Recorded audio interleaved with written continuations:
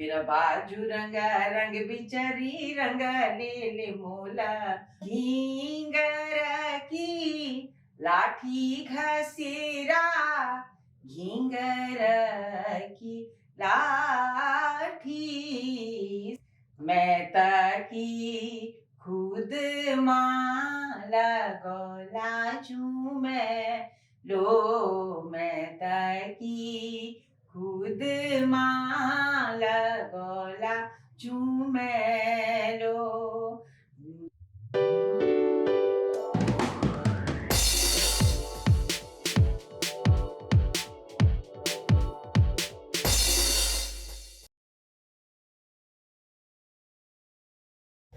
नमस्कार दोस्तों, मैं माधुरी डबराल और आज जिस शख्सियत से मैं आपको मिलवाने जा रही हूँ वो उत्तराखंड की लोक संस्कृति की एक ध्वजवाहक हैं। वे आकाशवाणी की पहली महिला संगीतकार हैं, उत्तराखंड की पहली महिला संगीत शिक्षिका हैं। 2019 में रामनाथ कोविंद जी के द्वारा नारी शक्ति सम्मान से सम्मानित हैं और 2022 में उनकी लोक संस्कृति के क्षेत्र में की गई उपलब्धियों के लिए भारत सरकार द्वारा उन्हें पद्मश्री सम्मान से भी सम्मानित किया गया है। और अभी हाल फिलहाल में 2023 में उत्तराखंड स्थापना दिवस पर उनको उत्तराखंड गौरव सम्मान से भी सम्मानित किया गया है। तो आइए मिलते हैं उत्तराखंड की संस्कृति के एक मजबूत हस्ताक्षर डॉक्टर माधुरी बर्थवाल जी से। बहुत बहुत स्वागत है आपका। धन्यवाद आपका। तो सबसे पहले थोड़ा सा कुछ आप अपने बारे में बताइए। बचपन से अब तक देखती आ रही हूँ, हर दिन एक नई कहानी है कि बचपन से ही मैं संगीत से बहुत लगाव रहा मेरा और विषम परिस्थितियों में भी मैं टिकी नहीं। दूसरी चीज ये है कि माता पिता ने मेरा बहुत सहयोग किया और विषम परिस्थितियों में मेरे साथ रहे वो। तो पिताजी जो है स्वतंत्रता संग्राम सेनानी भी थे और नजरबंद कैद में भी रहे, लेकिन उन्होंने कभी पेंशन भी अप्लाई नहीं करा। कहते थे कि नहीं, ये मेरा कर्तव्य है, मैं अपना कर्तव्य निभाया, मैंने कोई एहसान नहीं किया अपने देश के लिए, मुझे करना चाहिए था, ये मेरा काम था जो मैं अपने देश के लिए मैंने ऐसे था। तो जीवन जीना भी मैंने उनसे ही सीखा। हो सकता है उनका ही वो गुण जो है मेरे अंदर आया होगा। माता पिता का गुण आता ही है बच्चे के ऊपर।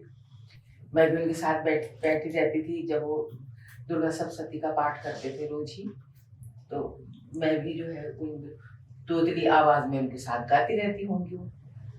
और जब मैं पैदा हुई तो मेरे नाना जी ने जब मेरी जन्म पत्री बनाई ना, तो उन्होंने कहा कि मेरा बच्चा जो है ना, ये इसको तुम पत्थर में भी बैठा दोगी तो चारों ओर सा सब्ज हो जाएगा ना, और इसको बेटा इसको ले जाओ। उनको पता था कि अब वो इस दुनिया से जाने वाले हैं। तो उन्होंने जैसे ही मैं हुई, तो मुझे 24 दिन की थी मैं, तब उन्होंने मुझे पिताजी के साथ लहसुन भेज दिया। तब तो देश आजाद हो चुका था और लहसुन में आ गई होंगी तब। तो तब से लहसुन में ही रहे हम लोग और वहीं पर मैं पली बढ़ी और 2.5 साल की उम्र में ही पहली बार फर्स्ट आ गई, तो स्कूल में एडमिशन भी हो गया और फिर जो है उसी स्कूल में पढ़ी। फिर हर गढ़देवे में, रीजनल रैली में, कोई भी रैली कुछ भी होता था कंपटीशन, उसमें जाती थी मैं और फिर हम जो है हर जगह फर्स्ट आते थे। अब क्या हुआ, 6ठी क्लास में जब मैं आई तो मैंने एक नृत्य किया, 6ठी 7वीं में रही होंगी तब मैं, तो कुमाऊनी लोकगीत है हमारा और उसमें हम फर्स्ट आए और खूब बड़ी बड़ी शील्ड मिलती थी उस जमाने में। और फिर जब घर आई मैं तो उसके बाद मेरे पिताजी 6ठी क्लास में बच्चा पढ़ रहा है, तो उसके लिए उसके पिताजी बोल दें कि अब गाना नहीं है, स्टेज पर भी नहीं जाना, तो क्या होगा उसको, वो तो मर जाएगा ना। अच्छा, तो मेरे को जो है काल ज्वर आ गया, बस अंदर अंदर घुट करके ऐसा बुखार आया कि बस अब गए और तब गए। तब जो है जो हमारे प्रिंसिपल को पता लगा कि इसके पिताजी ने ऐसे ऐसे बोल दिया, तब वो मेरे पिताजी को मैंने समझाया और उनसे कहा कि अपने बच्चे का जीवन चाहते हो आप तो इसको बाहर ले जाओ और इसका शौक पूरा करो, इसको क्लासिकल सिखवाओ। तब पिताजी मेरे को लेके बाहर जाते थे। तब मेरे प्रिंसिपल ने कहा कि बेटा किसी से बोलना, किसी से अपनी ये मत बोलना कि मेरे पिताजी मुझे बाहर ले जा रहे हैं तो वो गाने के लिए ले जा रहे हैं, गाना गवाने, ऐसे मत बोलना। तब जो है कोई विशेष कारण था ऐसा? तो वही था ना कि गाना बजाना मना था हमारे हमारे समाज में लड़कियों के लिए। हाँ, उस जमाने में गाना बजाना अच्छा नहीं मानते थे। लड़कियों के लिए। हाँ, क्या गवैया बनी जे, बिल्कुल। है ना, क्या नचाड़ बनी जे। खैर, फिर मैं जब बाहर जाती थी तो न बाहर जाती हूँ तो मतलब उसके बाद मैं जब घर में आई तो ढैपुर हमारे यहाँ पांडा होता है जिसके यहाँ सामान रखा रहता है हमारे सामान, तो वहां मैं टॉर्च जला करके उसको पढ़ करके तो वहां पर मैं अपना रियाज करती थी बहुत धीमी आवाज में कि बाहर न जाए। पिताजी फिर कोई डंडी से खट खट लगाते थे उसमें, तो मैं समझ जाती थी कि मेरी आवाज जोर से आ रही, फिर और धीमी कर देती थी। और मैं घर से बाहर भी नहीं गई खेलने के लिए, मेरी बहनें गई होंगी, मैंने कभी नहीं गई मैं बाहर, क्योंकि अगर मैं बाहर जाऊंगी कोई मुझसे पूछ ही लेगा कि तू दिखती नहीं है आजकल, कहाँ रहती है तू, है ना, तू अपने पिताजी के साथ कहाँ जाती, तो मैं झूठ कैसे बोलूं। मेरे पिताजी बोलते थे झूठ मत बोलना चाहे गर्दन कट जाए, है ना, और एक कभी किसी के आगे हाथ मत पसारना, तुलसी कर पर कर वो कर रखो, करतर कर न करो, जा दिन करतर कर करो ता दिन मरो, ये बोलते थे। तो ये जो है ये भी उन्होंने सिखाया।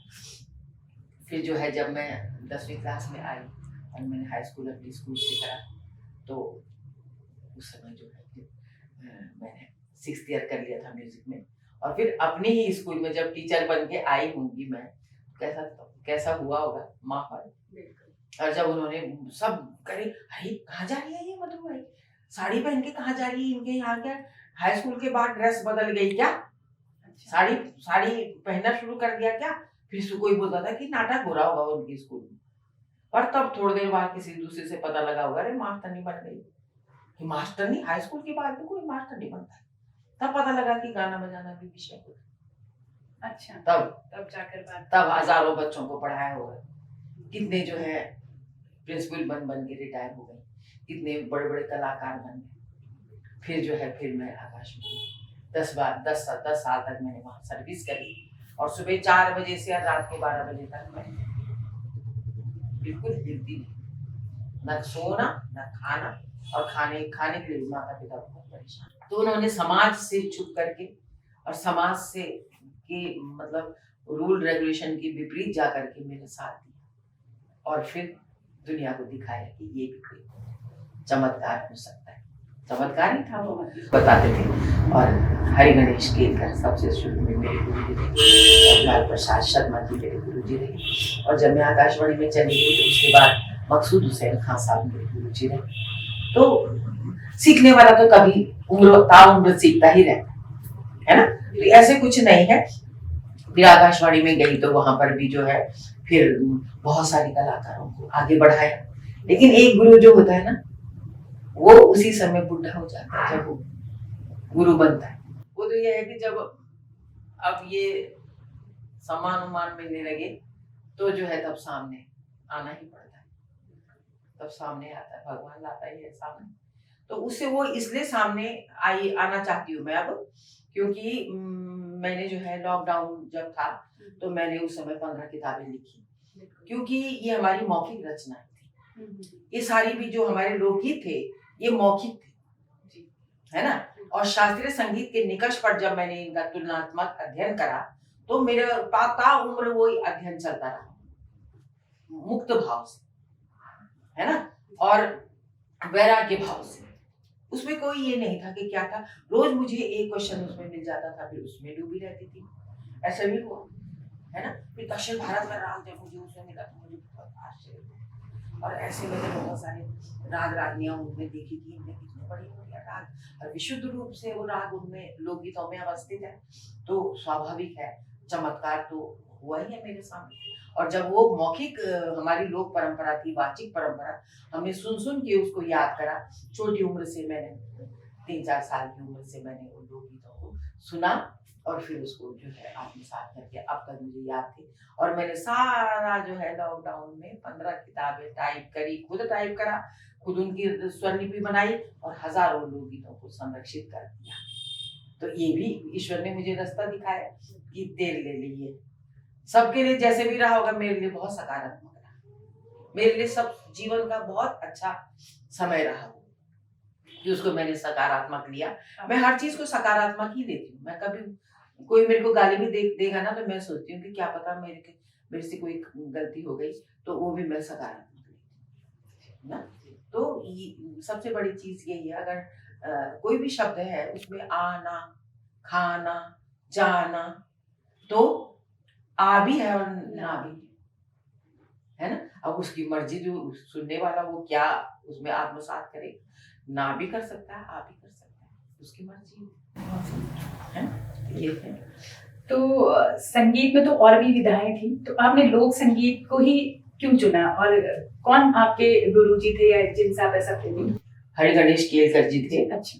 तो उनसे वो भजन सिखाते थे मुझे ना, फिर उन्होंने मेरे को राग भी सिखाया। और उसके बाद जो है फिर मैं नजीबाबाद जब जाती थी, तो ये जो है ज्वाला प्रसाद शर्मा जी, वो मेरे गुरुजी रहे, उन्होंने मेरे को सारा सिखाया। और एक दिन ऐसा भी हुआ कि जीवन में कभी मैंने कोई मार नहीं खाई, पर मेरे गुरुजी ने एक चांटा मुझे मारा, वो मैं कभी नहीं भूलती हूँ। मुझे अभी तक उसका एहसास होता है कि मैं वहां पर राग भैरव गा रही थी, वो मुझे सिखा रहे थे। तब तक दरवाजे पे कोई आया, उसने खटखट करा और मैं उठी और उस दरवाजे को खोलने के लिए ना। और जब मैं बैठी वहां पर, तो उन्होंने फिर मेरे को एक धीरे से मारा चांटा, लेकिन उन्होंने कहा कि तुम्हारा काम क्या है? रियाज करना। तुम क्यों खोलने के लिए गई दरवाजा? तुमसे मैंने बोला था क्या? मुझे लगा कि जब तक कोई बोले नहीं तब तक वो काम नहीं करना चाहिए। क्या पता वो मेरे लिए है कि नहीं, है ना। ये भी है। फिर इनसे प्रेरणा तो मिलती है। गुरु तो कोई भी बन सकता है, हमारी प्रकृति भी हमारे गुरु, प्रकृति भी हमारी गुरु। पेड़ पौधे हैं तो वो जो है रोज नए फल उसमें लगते हैं, कौन फल कौन खा रहा है, फिर वो नए फल लगाता रहता है। आज भी मैं हजारों महिलाओं को मैंने सिखाया म्यूजिक, और अब जो है रिटायरमेंट के बाद भी मैं सबको, आम जो गृहिणियां हैं उनको, बच्चों को तो सिखाती हूँ, स्कूलों में भी कॉलेजेस में जाकर सिखाती हूँ, लेकिन जो आम गृहिणी है उसको विशेष रूप से सिखाती हूँ, क्योंकि एक माँ ही अपने घर को सिखाती है, उसकी ड्यूटी है माँ की। सारा काम जब वही करती है, झाड़ू लगाने का काम, खाना बनाने का काम, सफाई करने का काम, सारा काम जब वही करती है, तो संस्कृति कौन बचाएगा? वही बचाएगी ना, है ना। बिगाड़ने का काम भी उसी का समझती हूँ, क्योंकि अगर वो अपनी भाषा में बात नहीं करेगी तो बच्चों को कहाँ से पता लगेगा? वो अपनी संस्कृति को नहीं सुधारेगी तो कौन करेगा? इसलिए मैंने इसका बीड़ा उठाया। मैंने क्लासिकल में भी किया, है ना, जितना मेरे को करना चाहिए था। फिर मैंने उसको वैज्ञानिक आधार पर मैंने उसका गुणनफल निकाला, और फिर मैं जड़ की तरफ आई कि भूल गया जो संस्कार। ये जब मैंने पढ़ा पुरुषोत्तम गुनेर जी की ये 2 पंक्तियां हैं, जब मैंने ये पढ़ रही तो मेरे को ऐसा लगा कि कितनी इन्होंने मेरी आत्मा को छीन ली। इन दो पंक्तियों में कि भूल गया जो संस्कार वो जीवन खरा नहीं रहता, और जड़ से अगर जुदा हो गया तो पत्ता हरा नहीं रहता। तो मैंने कहा मैं अपने को सुखाना नहीं चाहूंगी। मैं क्लासिकल आधार पर अपनी संस्कृति को आगे बढ़ाने के लिए मैंने उसमें पीएचडी उसी में करी, गढ़वाली लोकगीतों में राग राग, और वैज्ञानिक अध्ययन करके फिर मैंने सबको बताया कि ये लोकगीत जो है इसी से इस राग की उत्पत्ति, क्योंकि बड़े बड़े विद्वानों ने भी मुझे उसकी प्रेरणा दी। पहले जमाने के जो बड़े बड़े विद्वान थे 1969 में, तो अगर उनसे मेरा हुआ होगा तो मैंने उनसे वार्ता करी होगी, तो मैंने उनसे बोला क्या मैं ये सही सोच रही हूँ? तो उन्होंने कहा बिल्कुल बेटा सही सोच रही हूँ। मूल ही सब कुछ लोक ही है। राग रागनियां तो आखिर में बनती है, उनको तो विद्वान लोग भी नियमबद्ध करके उसका नाम रख दिया राग, उसको कोई इधर उधर नहीं कर सकता। लेकिन लोग आम जनता, ध्वनि तो वहीं से उत्पन्न होती है, ध्वनि से तो नाद बनता है, तो नाद से ही सब आगे बढ़ते हैं, है ना। तो ध्वनि आम जनता से आती है, लोग वही। तो उत्तराखंड में लोकगीतों के जो प्रकार हैं, थोड़ा सा अगर आप उन पे बताएं, क्योंकि मुझे भी बहुत ज्यादा जानकारी नहीं है कि उत्तराखंड में तो जो है गढ़वाल कुमाऊं हमारे जौनसा, अलग अलग संगीत की कोई ना वो नहीं होती, क्या सीमा रेखा नहीं, कोई मन है तो कुछ भी गा सकता है, है ना। तो वही हमारा जो रहा। अब हमने ये प्रांत, फलाना प्रांत, सारे प्रांत बन गए, लेकिन ईश्वर ने तो हमको एक ही धरती दी थी, और उसकी उत्पत्ति, जब सृष्टि की उत्पत्ति हुई तो उसी दिन से उसकी उत्पत्ति हो गई। और सबसे पहले ओम शब्द ही उत्पन्न हुआ, और ओम ऐसे होते हैं। जब हम तानपुरा मिलाते हैं तो वो भी ऐसे बजता है, बजता है कि नहीं, है ना। वही है, वहीं से हमको ये प्रेरणा मिली। और फिर उसके बाद जो है, पहले तीन स्वर थे, फिर उसके बाद 7 स्वरों की स्थापना हुई। हमारे यहाँ 9 स्वर भी बोलते हैं। जीतू बगवाल की 9 स्वर थे, 9 स्वरों वाली बांसुरी थी, उसको आंचली करके लिए इतने बढ़िया बजाता था। भगवान कृष्ण की भी हमारे यहाँ लोकगीतों में कभी झूठ नहीं, जो ये यथार्थ होता है वही होता है, चाहे उसमें अच्छा है या बुरा है, सब उसी में होता है।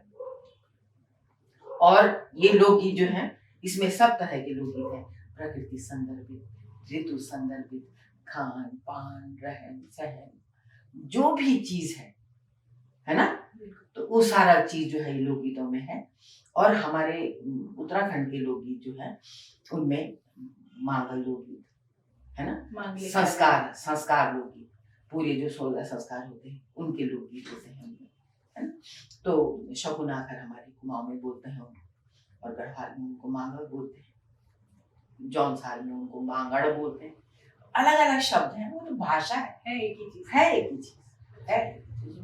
उसमें जो है संस्कार लोकगीत ही होते हैं। थड़िया है, थड़िया हमारे यहाँ मूल रूप में थड़िया है। तो चांचड़ी, हमारे यहाँ चांचड़ी बोलते हैं, कुमाऊं में चांचड़ी बोलते हैं। हमारे यहाँ झोड़ा भी बोलते हैं, उनके यहाँ भी झोड़ा होता है ना। छपेली होती है, चांचड़ी, झोड़ा, छपेली, थड़िया, चौफला, मांगल, झुमैलो, बाजूबंद, ऐसे बहुत सारे लोकगीत होते हैं हमारे यहाँ। खुदेड़ लोकगीत होते हैं, देशभक्ति के लोकगीत होते हैं, बहुत सारे किस्म के होते हैं। जितने भी समाज में जो भी प्रक्रियाएं होती हैं, सब पर एक एक लोकगीत आधारित होता है ना। तो ऐसे भी होता है, पहले की दूर दूर रहते थे, इस चट्टान में एक है खड़ा हो रखा है, और वहां बहू जो है घास काटने जा रखी है, तो वो सास अपने बहू को जोर से जो गा करके बोलती थी लंबी आवाज में, तो वो सुन लेती थी, फिर उसका उत्तर देती थी वो, है ना। गीत बन गया, वो गीत बस बाजूबंद। हाँ, ऐसे लोकगीत हैं, तो जिनमें जो है संवाद होता है। थोड़ा सा बताएंगे आप? अब जैसे ये है कि एक ये जो वन रक्षक होते हैं वो है, और दूसरी जगह वो लड़की घास काट रही है ना जी।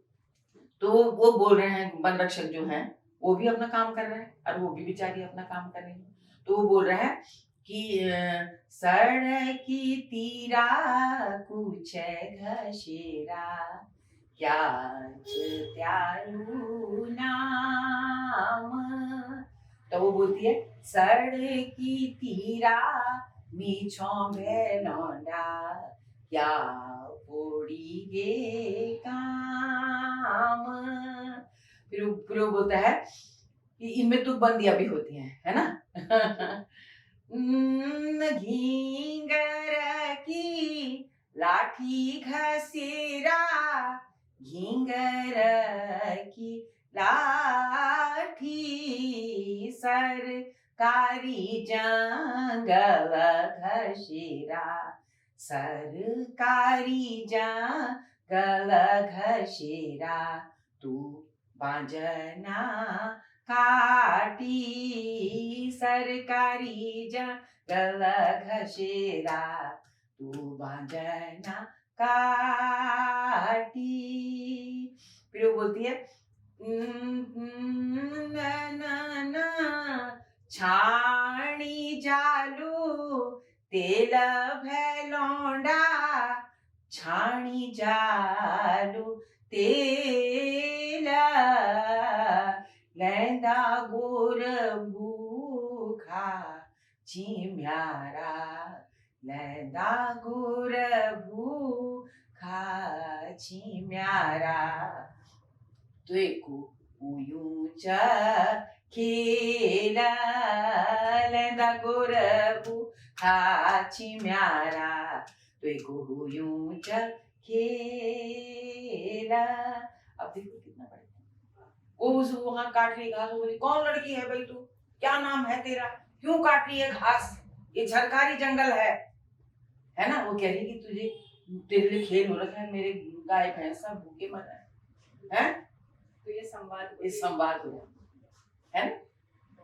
बहुत अच्छे अच्छे ऐसे ऐसे लोकगीत हैं, मतलब पूरा उसमें प्रतिबिंबित होते हैं अपनी संस्कृति, अपनी पूरी संस्कृति उसमें प्रतिबिंबित होती है। डरी नहीं, वो मजबूत है, प्रश्न कर रही है। हाँ साथ में बोल रही है कि मैं तो तेरे को खेल हो रखा है ना, तू क्या समझ रहा है अपने आप को, और घास काट रही हूँ मैं, कोई लकड़ी नहीं काट रही हूँ मैं, ये सारी इसमें जवाब है उसका। और वो बोलती कि मेरे से जरा दो बात कर, तो वो कहती मैं नहीं करूंगी तेरे से बात, मैं किसी से साथ बात करना पसंद नहीं करती। ऐसे ऐसे उसमें जवाब है उसके। तो डरपोक नहीं, बहुत मजबूत है यहाँ की महिला, कभी भीख नहीं मांगती, नमक रोटी खा लेगी पर भीख नहीं मांगती, है ना। ऐसे ऐसे भी देखी मैंने, चूना का आटा खैले वालों, चून का आटा खा लिया, भूख लगी है तो, लेकिन झुकी नहीं, डगी डिगी नहीं, है ना। तो ऐसे ऐसे हमारे लोकगीत हैं बहुत सारे। तो ये जो उत्तराखंड की लोक कला और लोक संस्कृति है, इसका भविष्य कैसा दिखता है आपको उत्तराखंड में? देखिए भविष्य तो ये है कि जब हम सब सुधरेंगे ना तो सब सुधर जाएगा। सबसे पहले तो अपने घर से ही सुधारना शुरू करना पड़ेगा जी, है ना। अगर हमारे बच्चों को हमारी भाषा आती है, अपनी संस्कृति से प्रेम है, तो कोई हमको रोक नहीं सकता कि हमारी जो संस्कृति है विश्व लेवल पर अंकित हो, है ना। तो सबसे पहले तो हमको अपनी बोली भाषा का ज्ञान होना चाहिए, फिर अपनी संस्कृति क्या है उसका ज्ञान होना चाहिए, कौन कौन से हमारे लोकगीत हैं उसका ज्ञान होना चाहिए। जब भाषा आएगी तो हम सब कुछ समझ जाएंगे, है ना। और गाना और रोना सबको आता है, कोई दहाड़ मार के रोता है तो कोई फुसफुस आके रोता है, लेकिन रोते हर तरह के भावनाएं होती हैं इंसान के मन में, है ना। तो गाना भी सबको आता है, कोई बहुत सुरीला गाता है, कोई नहीं गा सकता, लेकिन गाते सब उसको जो है उसमें डूबते सब। और लोक संस्कृति जिन लोकगीतों में होगी तो उसमें तो आदमी आत्मा से जुड़ा हो, हर आदमी, है ना। तो आजकल बच्चे हैं जैसे, तो अब उनको धीरे धीरे जो है बीच वाला जो हमारा हाँ उत्तराखंड के जो जब पलायन हुआ, ये हुआ आगे बढ़ने का थोड़ा सा, अब वो अपने घर को संभालने के लिए पैसा भी तो चाहिए। अब हर आदमी तो आर्मी में भर्ती नहीं हो सकता ना, अलग अलग किस्म का होता है, किसी को पलायन भी करना पड़ता है, लेकिन अच्छे काम के लिए करें। अब वो 5,000 की नौकरी करने के लिए पलायन करें तो क्या फायदा, उससे बड़े बढ़िया तो अपने घर में ही वो अपनी खेती द्वारा, अपने ये जो अनाजों जो अनाज है उनके द्वारा वो कर सकती। जब मैं नजीबाबाद में थी तो छोटे छोटे बच्चे, तो वो जो है मैंने कहा आज वो पन्ने पालक की पलिंगा गड़बड़ी खाना जो है ना, वो उसकी वो साग पलिंगा का, तो पालक को मैंने वो करा और उसका बना दी मैंने सब वो साग, और उसके बाद जो है टेबल पे मैंने रखा, मैंने कहा मैंने कहा खा लो तुम लोग खाना, तो उन्होंने कहा कि हम नहीं खा रहे, पता नहीं क्या है ये ना। तो फिर मैं अंदर ले गई उसको, फिर मैंने उसमें क्या करा, पनीर डाला, और थोड़ी देर बाद फिर वहां पर आ गई, मैं खाने लगी उसको, और फिर तब से ये आए, आप क्या खा रही हो, हाँ पनीर, हम भी खाएंगे, फट से पालक पनीर खा लो ना। तो परोसना भी तो तरीका होता है। मैंने यही सोचा कि देखो पर अगर हम बढ़िया तरह से परोसेंगे तो क्यों नहीं खाएंगे, क्यों, है ना। तो यही है कि हम अगर अपनी भाषा को बढ़िया तरह से, अब मैंने जो है मोहम्मद हुसैन जी से भी अपने लोकगीत गवाया, धन मेरी धनुली धना धन तेरी लस कमर, धन मेरी धनुली धना धन तेरी लस कमर। तो उसको जाने कितने लोगों ने सुना होगा, फिर औरों ने भी सीखना शुरू करा, तो फिर मैंने सीमा अनिल सहगल जी को भी सिखाया, है ना। मेरा बाजू रंगा रंग बिचारी रंगा ले मोला, मेरा बाजू रंगा तैल ताल द्योबर खो मैल ताल ही लो, बोल बोल मेरी सुआ को रंग सुमीलो, मेरा बाजू रंगा और को रंग रवि रंगीलो, तो जवानी का रंग सबसे रंग। ऐसे ऐसे लोकगीत हैं हमारे कि जब सयानी हो जाए लड़की तब उसकी शादी करो। हे राजा हे मनिया राजा, हे राजा हे मनिया राजा, हे राजा हे मनिया राजा, हे राजा हे मनिया राजा, काली गौड़ी की काली बाची, काली गौड़ी की काली बाची, सयणी नौनी मांगणी अच्छी, सयणी नौनी मांगणी अच्छी, हे राजा मनिया राजा, हे राजा हे मनिया। ये ऐसे ऐसे हमारे लोग, जब सयानी हो जाए लड़की तब उसकी शादी कर। ये तो बहुत पहले हमारे पूर्वजों ने कह दिया, हम अब बोल रहे हैं कि जब सयानी हो जाए तब शादी करो, कि पहले उसको पढ़ा लिखा लो, अच्छी तरह से उसको एक अच्छा इंसान बना के तब उसे शादी करो, क्यों, है ना। अब जैसे वो है, झंगोरा की बाला, झंगोरा की बाला, तेरा चोलों चुलाए मेरा भामोरा लाला।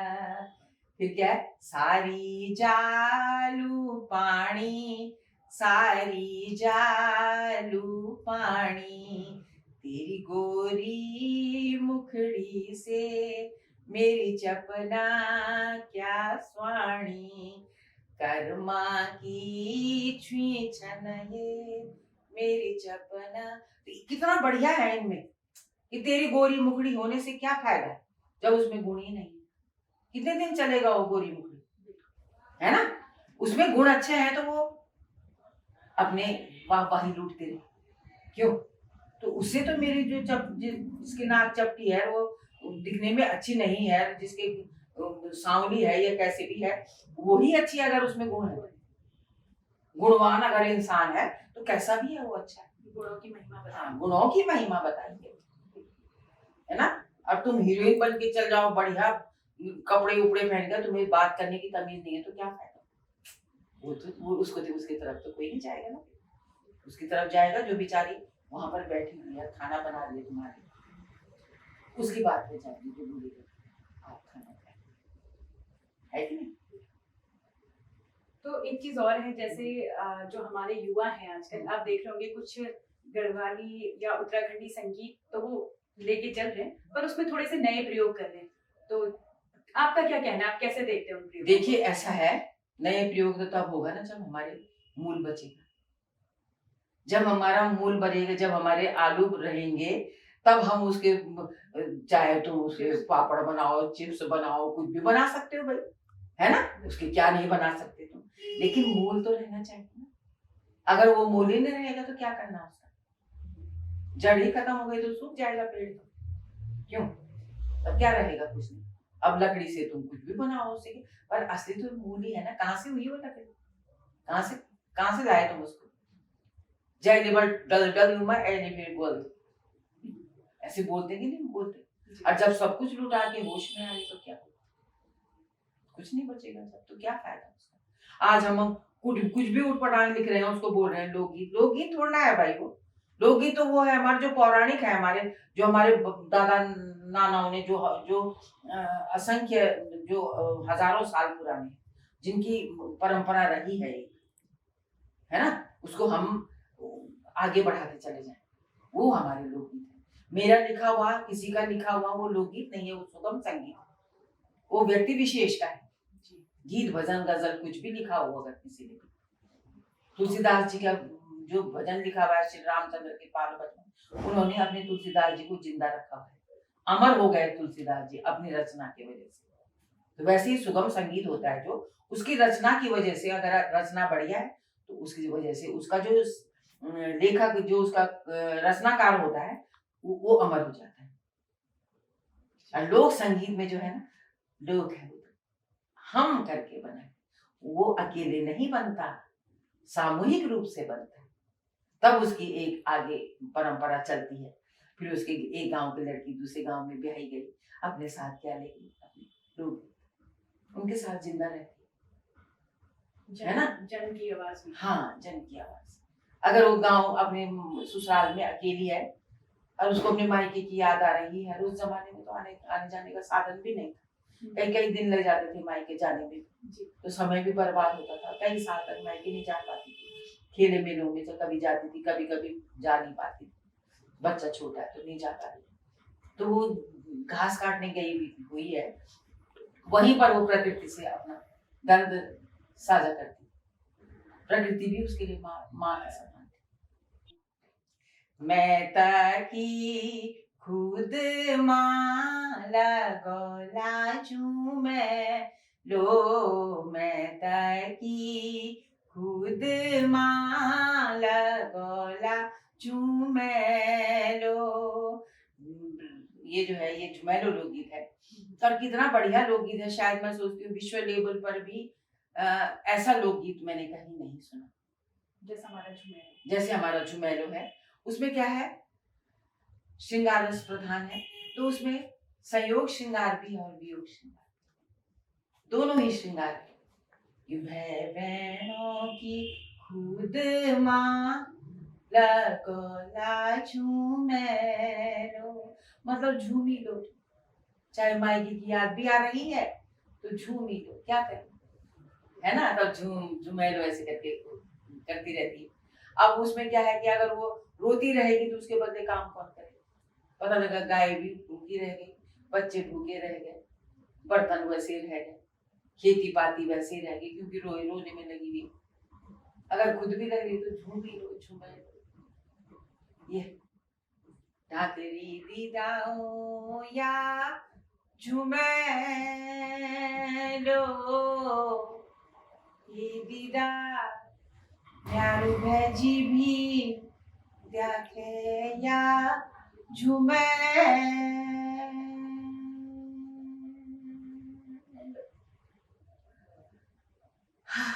ऐसे क्या नहीं है, सब कुछ है। तो ये आपने बहुत ही अच्छा था, और इसके साथ एक, जैसे हमारे लिए तो खैर आप अद्वितीय हैं, इतना सब कुछ आज सुनने के बाद तो फिर क्या ही कहना है, कोई कुछ बच ही नहीं जाता है। फिर भी एक चीज मैं कहना चाहूंगी कि हर किसी की अपने को आदमी खुद के भी एक माप में देखता है। तो आपको आपके अनुसार आपकी सबसे बड़ी उपलब्धि या क्या उपलब्धि आपकी रही है जो आप मानती हो आपके हिसाब से? सबसे बड़ी उपलब्धि मेरी ये रही कि मेरा रुख इस तरफ हुआ, लोक संगीत की तरफ। शास्त्रीय संगीत के तो बहुत बड़े बड़े विद्वान होंगे या भविष्य में बच्चे होंगे, लेकिन लोक की तरफ किसी का ध्यान नहीं दिया। और उसी लोक के लिए जिंदा हुई मैं। जब मैं आकाशवाणी में गई तब ईश्वर ने मेरे को रास्ता दिया, और फिर उसी लोक के लिए मैं जिंदा रही, और उसी को मैं ढूंढती रही, और उसको मैं पुनर्जीवित करती रही। और आज मैंने जो है लॉकडाउन में, ईश्वर क्या पता उसने मेरे को इसीलिए लॉकडाउन करवाया मेरे लिए कि चल तो किताब कौन लिखेगा तेरे पर। आज मैंने किताबों में सारा लिख दिया है, और मेरे को तसल्ली है कि मैंने इतना ये काम कर दिया, मैंने अपना कर्तव्य निभा दिया, है ना। अब ये है कि जो सैद्धांतिक ज्ञान होता है, जो शास्त्रीय ज्ञान होता है, उससे बड़ा ज्ञान होता है व्यवहारिक ज्ञान। तो अब व्यवहारिक ज्ञान के लिए मैं जिंदा हूँ कि मैं उसको प्रैक्टिकल रूप में मैं सबको सिखाऊं, और ईश्वर ने मेरे को रास्ता भी दे रहा है। अभी मैं रामनगर से आ रही हूँ, वहाँ 3 दिन का था वो कार्यशाला, और सुबह 8 बजे से लेकर शाम तक मैंने वो सिखाया बच्चों को, और बच्चों ने बहुत अच्छा करा। मेरे को आंसू आ गए जब मैंने उनका प्रदर्शन स्टेज पर देखा। बहुत सुंदर लगा मुझे, छोटे छोटे बच्चों से लेकर के और बड़े बच्चों तक, इतने छोटे छोटे बच्चे और अपनी ड्रेस पहन के आए हुए और नृत्य कर रहे हैं। कितना बढ़िया लगा मुझे, बहुत ऊर्जा मिली मुझे उसके जीने के लिए एक रास्ता ना। कभी कभी ऐसा होता था कि मैंने बहुत लिख दिया, तसल्ली, लेकिन तसल्ली नहीं है अब, क्योंकि जब तक मैं इसको पूर्ण रूप से सारी किताबों को मैं व्यवहारिक अध्ययन नहीं कराऊंगी, तब तक मेरे को हबड़ तबड़ ऐसी रहेगी। तो यही मेरा लक्ष्य है और यही मेरा सबसे बड़ा आत्मा को संतुष्टि देने वाला उपहार भी है। उत्तराखंड में जैसे लोक संस्कृति को लेकर कोई सरकार से आप कुछ कहना चाहेंगे कि आपको लगता है कि इसकी बढ़ावे के लिए सरकारी स्तर पर हमारे अगर कुछ कर सके? सरकारी स्तर पर तो ये है कि जब मैंने इतना इतना कठिन काम जो है और इतनी वो है उसको सरल बना करके एक किताब में कर दिया है, और उसमें स्वरलिपि भी सहित है, उसको कोई भी संगीतकार, कोई भी स्कूल का जो टीचर होंगे संगीत के, वो उसको बजा करके उसकी धुन पुनर्जीवित कर सकते हैं। तो उन किताबों को स्कूलों में लगाना बहुत जरूरी है, जिससे मतलब एक किताब अगर आगे बढ़ती है तो उससे जो मेरे को धन प्राप्त होगा तो मैं दूसरी किताब छापूंगी, वरना कहाँ से छापूंगी? मेरे को तो पेंशन मिलती है, इतना मेरे पास रहता भी नहीं, तो उसके लिए पैसा भी तो चाहिए, है ना। और उसकी किताब जो है एक ग्रंथ है, वो शोध ग्रंथ है सारे, तो उनको मतलब उनका छपाई भी वैसी होनी चाहिए, ये ना हो कि फिर 2 दिन में वो किताब खराब हो जाए।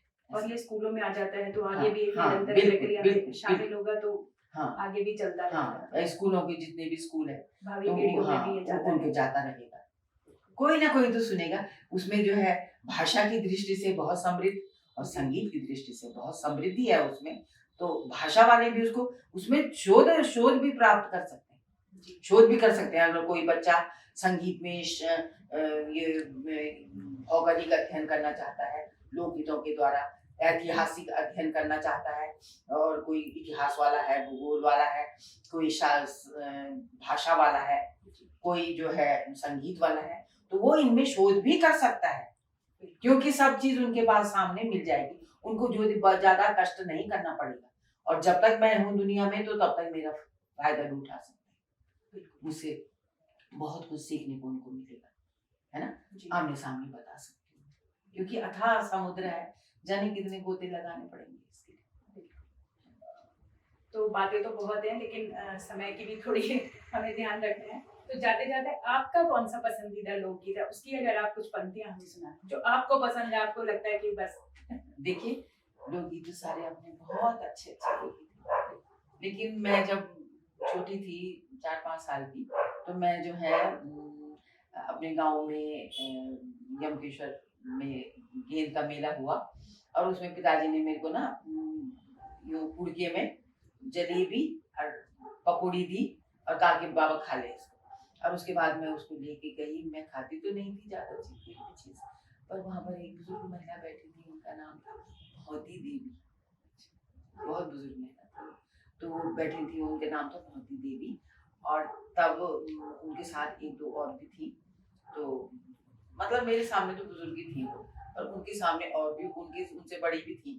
तब मैंने उनको बोला, मैंने दादी इसको खा लो, उनको दे दिया, और उनको बोला मुझे कोई गाना सुना दो, तो उन्होंने मेरे को सुनाया था, जिया वीणा गिण जिया ढोल बाजे गुरु खे गदा को, जिया ढोल बाजे तामा विजय सार, जिया ढोल बाजे जे नंता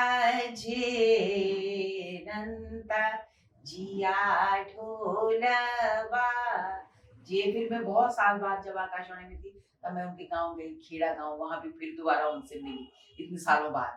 और एक थे सुरदास पाड़ा जी, तो उनके भी मैं पैर पकड़ लेती, जय भैरवी जय भैरवी अभी देवदूल माजार, जय भैरवी दादाजी पाड़ा जी, मेरे को ना वाले जाकर गवा दो, मुझे सिखा दो जरा वाला, आप गा दो उसको। तो वो बहुत परेशान हो जाती थी, उनको बहुत परेशान करती थी, उनके पैर में चिपक जाती थी जय भैरवी, और बोलती थी भाई इसको संभाल के, मेरे को छोड़ नहीं रही, देखो क्या करूं मैं इसका।